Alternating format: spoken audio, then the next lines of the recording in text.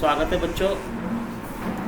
10th class के सभी बच्चे ऑनलाइन क्लास के लिए हिंदी में हमने पिछली वाली रिकॉर्डिंग में आपको गद्य साहित्य के इतिहास के बारे में जानकारी दी थी।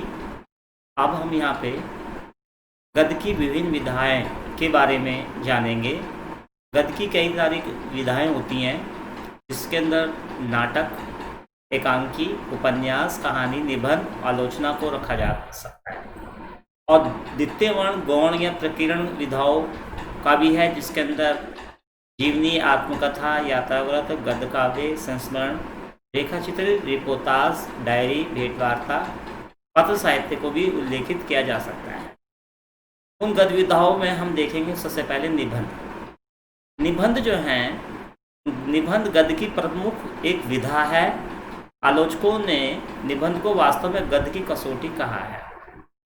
गद्य के अंदर हम दार्शनिक और बौद्धिक अभिव्यक्ति के लिए हम प्रयोग करते हैं और गद्य के अंदर जो निबंध है, हिंदी निबंध संस्कृत के निबंध से पूर्णतः भिन्न है तथा अंग्रेजी के एस्से के अधिक निकट है। गद्य की भाषा की अभिव्यंजना की शक्ति बड़ी अधिक प्रसार इसी विधा में होता है। निबंध में लेखक का व्यक्तित्व प्रमुख होता है। यह निबंधकार के मानस का उस समय का चित्र होता है, उस समय वह किसी विषय में प्रभावित होता है। निबंध के अंदर उसका विषय होता है वो पूर्ण विवेचन, विश्लेषण, परीक्षण, व्याख्या, मूल्यांकन करता है और उस विषय का निर्वाह लेखक अपनी इच्छानुसार, दृष्टिकोण के अनुसार करता है जिसमें वो स्वतंत्र रहता है। निबंध आत्मपरक भी होता है और आत्मीयता और भावमयता के साथ विचारों की तर्कपूर्ण अभिव्यक्ति होती है। ये छोटे कार की एक ऐसी रचना है जिसमें सामान्य गद्य की अपेक्षा रोचक, सजीव, अर्थपूर्ण विकास होता है और शैली में विभिन्न कलात्मकता भी होती है। इसका अंश जीवन के भांति ही व्यापक विस्तृत होता है।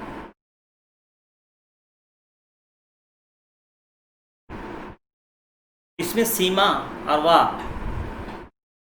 विशिष्ट कला के अनुसार विषय का चुनाव होता है। देखते हैं कि इसके कितने भेद हैं। निबंध के 4 भेद हैं यहाँ पे। सबसे पहले हम देखेंगे इसके अंदर विचारात्मक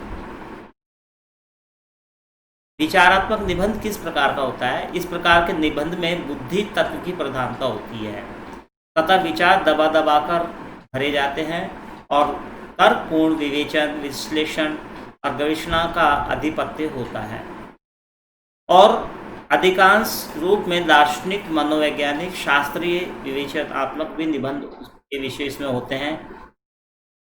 प्रस्तुत संकलन में रामचंद्र शुक्ल द्वारा कृत मित्रता और डॉक्टर लक्ष्मी सागर वार्ष्णेय कृत साहित्य, डॉक्टर राजेंद्र प्रसाद कृत भारतीय संस्कृति इसी प्रकार के विचारात्मक निबंध हैं। नंबर 2 भावात्मक निबंध कौन से होते हैं। इन निबंधों में हृदय तत्व की रागात्मक प्रधानता होती है। उनका लक्ष्य पाठक को, यानी जो बच्चा हम पढ़ रहे हैं, जो निबंध को पढ़ रहा है पाठक, उसकी बुद्धि की अपेक्षा उसके हृदय को प्रभावित करता है। उसकी भाषा सरल, सुंदर, ललित व मधुर होती है और भाव को उत्कर्ष करने के लिए कभी कभी इसके निबंधों में कल्पना और अलंकारों का भी हम समुचित प्रयोग कर सकते हैं और वाक्य विन्यास सरल और शैली कवित्वपूर्ण होती है। ऐसे निबंध जो होते हैं भावात्मक निबंध होते हैं। तीसरे नंबर पे है वर्णनात्मक निबंध। इन निबंधों में भी किसी वर्णनीय वस्तु, स्थान, व्यक्ति, दृश्य आदि का निरीक्षण के आधार पर आकर्षण, सरस, रमणीय रूप में होता है। इसकी शैली 2 प्रकार की होती है। स्टाइल माने स्टाइल, लिखने का तरीका।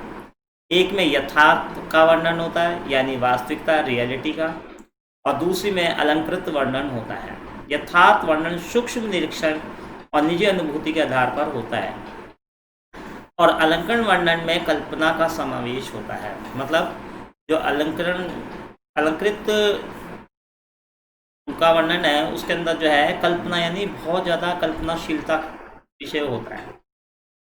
इन चित्रों में चित्रात्मकता, रोचकता, कौतूहल, मानसिक प्रत्यक्षीकरण करने की क्षमता होती है। चित्रात्मकता का अर्थ यहाँ पे जो ये है कि जैसे हम कोई निबंध पढ़ रहे हैं तो हमें उस हमारे सामने उसका वो खिंचता चला आता है।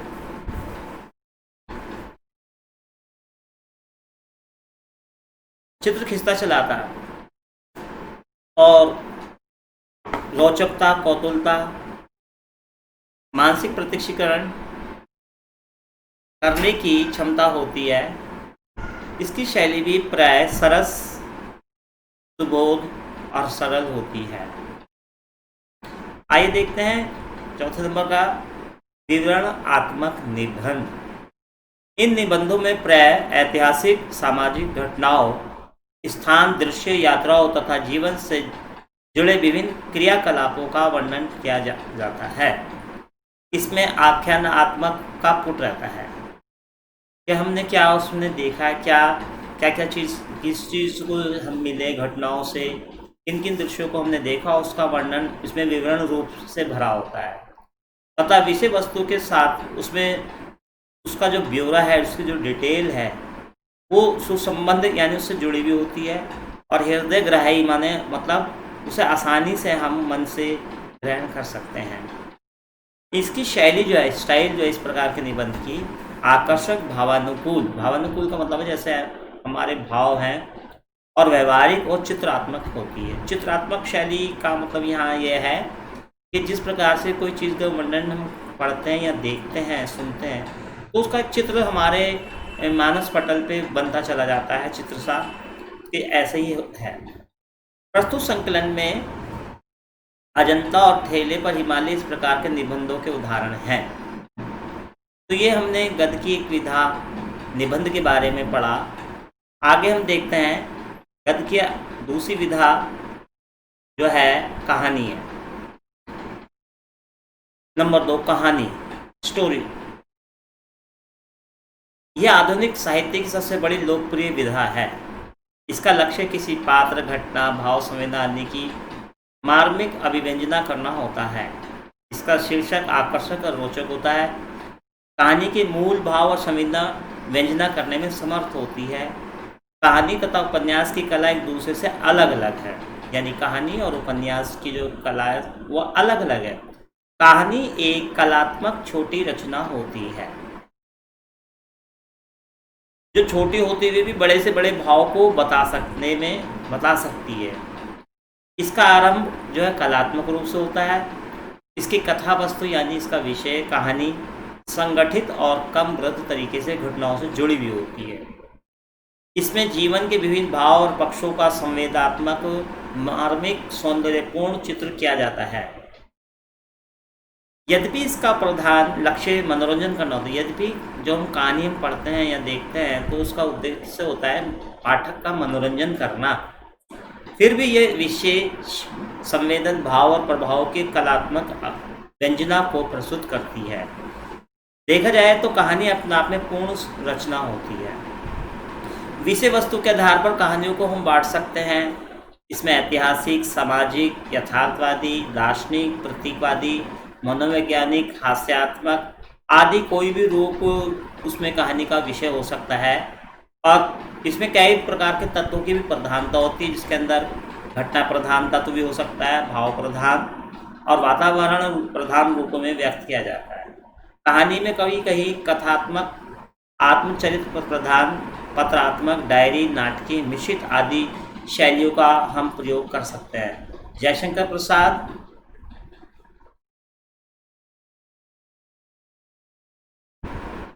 मुंशी प्रेमचंद, जैनेन्द्र, यशपाल, हीरानंद, सच्चिदानंद आज्ञे जी, वात्स्यायन आज्ञे जी, शिवानी, कृष्णा सोबती आदि कुछ प्रसिद्ध हिंदी गद्य के कहानीकार हैं।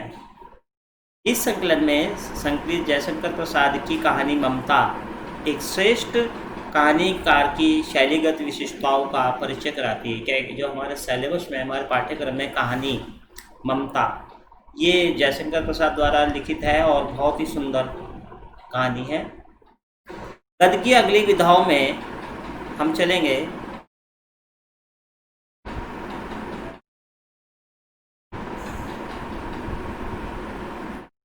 उपन्यास। उपन्यास वर्तमान हिंदी साहित्य की सर्वश्रेष्ठ और सशक्त विधा है। सशक्त का अर्थ है मतलब मजबूत। उपन्यास के रूप में विभिन्न साहित्य की सभी विधाओं को सम्मिलित करने की क्षमता होती है।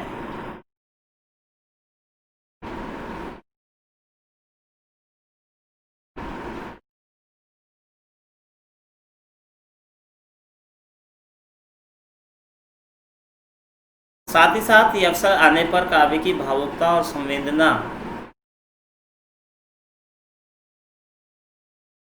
पाठकों में जागृत कर देता है। उपन्यास शब्द का शाब्दिक अर्थ है उप अर्थात निकट या सामने, न्यास माने होता है रखना अर्थात सामने रखना, किंतु इस अर्थ में आजकल उपन्यास का प्रयोग नहीं होता। उपन्यास को अंग्रेजी में नॉवेल शब्द का पर्यायवाची माना जाता है। कुछ प्रसिद्ध उपन्यासकार हम उनके बारे में चर्चा करेंगे। परीक्षा गुरु एक हिंदी का पहला मौलिक उपन्यास है, जिसके उपन्यासकार लाला श्रीनिवास दास जी हैं, और उपन्यासकारों में श्रेष्ठ जो उपन्यासकार हैं मुंशी प्रेमचंद जी हैं, जिनके उपन्यास बहुत लोकप्रिय हैं। और कुछ उपन्यासकार जिन्होंने कुछ अच्छे उपन्यास लिखे हैं, जैसे बालकृष्ण भट्ट, उनका एक उपन्यास है नूतन ब्रह्मचारी। देवकी नंदन खत्री जिन्होंने चंद्रकांता संतति और भूतनाथ जैसे उपन्यास लिखे। गोपाल दास गहमरी, नए बाबू, चतुर चंचला, किशोरी लाल गोस्वामी, तारा, सुल्ताना, सोना और सुगंध लिखे।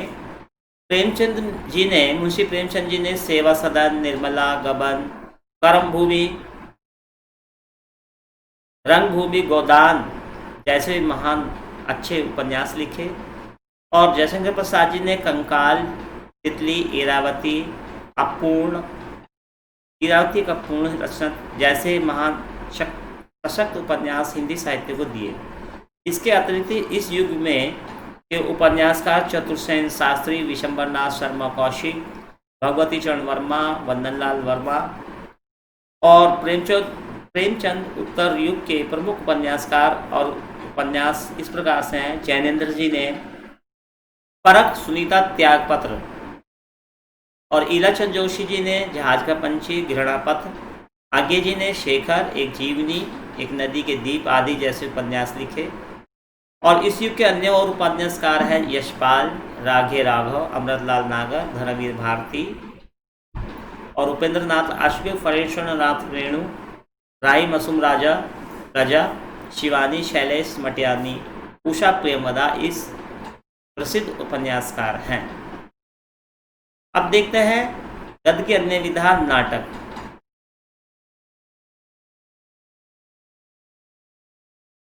हिंदी के गद्य साहित्य में सबसे पहले नाटक का ही विकास हुआ। नाटक शब्द की व्युत्पत्ति नट धातु से हुई है। इसका अर्थ संबंधित सात्विक भाव को प्रदर्शन करना है। नट यानी अभिनय करने वाला, के अभिनीत होने का कारण यह नाटक कहलाता है। आज का आधुनिक हिंदी नाटक अंग्रेजी के ड्रामा या प्ले का पर्याय माना जाता है।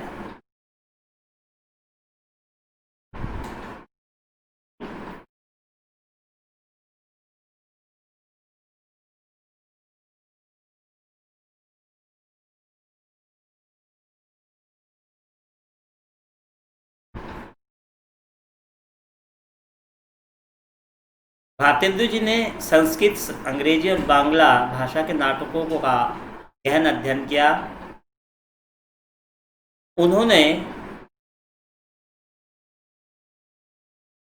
उन्हीं की प्रेरणा और प्रभाव से उस युग के अनेक लेखक नाट्य रचना में प्रवृत्त हुए। श्रीनिवास दास ने रणधीर, प्रेम मोहिनी, राधाकृष्ण दास ने दुखिनी बाला और महाराणा प्रताप, बद्रीनारायण चौधरी प्रेमघन ने भारत सौभाग्य, सीताराम वर्मा ने विवाह विडंबन, और प्रताप नारायण मिश्र ने खटिया मीर आदि प्रसिद्ध नाटक लिखे। हिंदी नाटक के क्षेत्र में दूसरे प्रभावशाली लेखक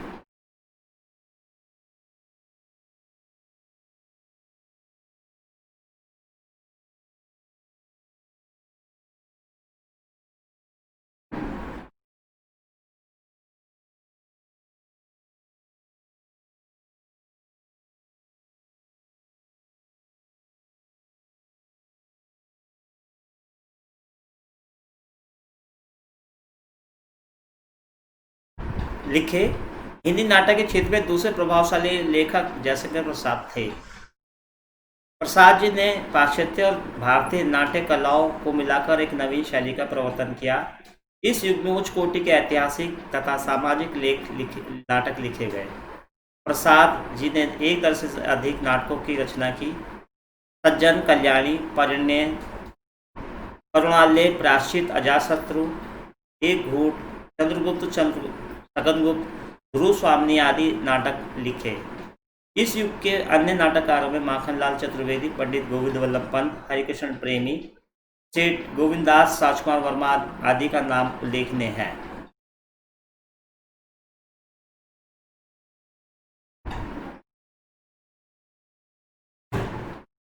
निष्कर्ष रूप से कह सकते हैं कि नाटकों की विकास की एक सुदीर्घ परंपरा है जो अनवरत चलती रहेगी।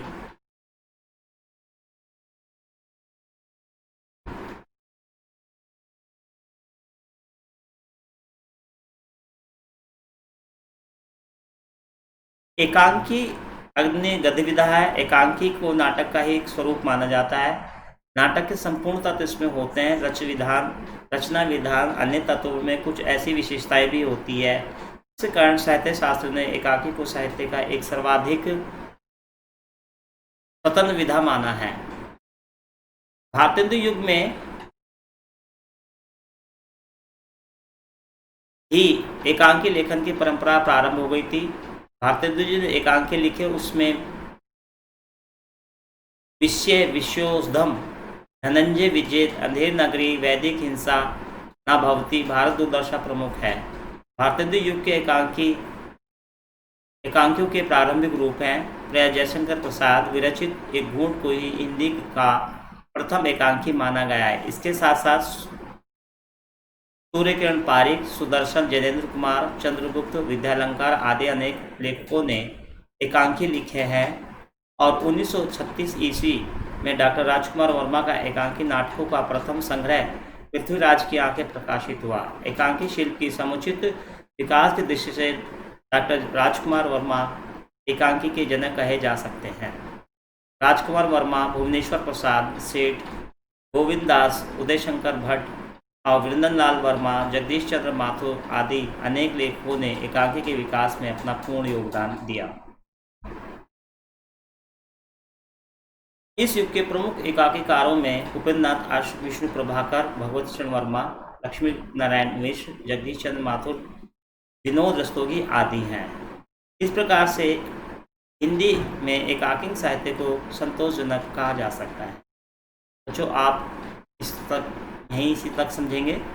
आगे के जो गद्य विधाएं हैं उसके बारे में हम अगली वीडियो में इस बारे में चर्चा करेंगे। धन्यवाद।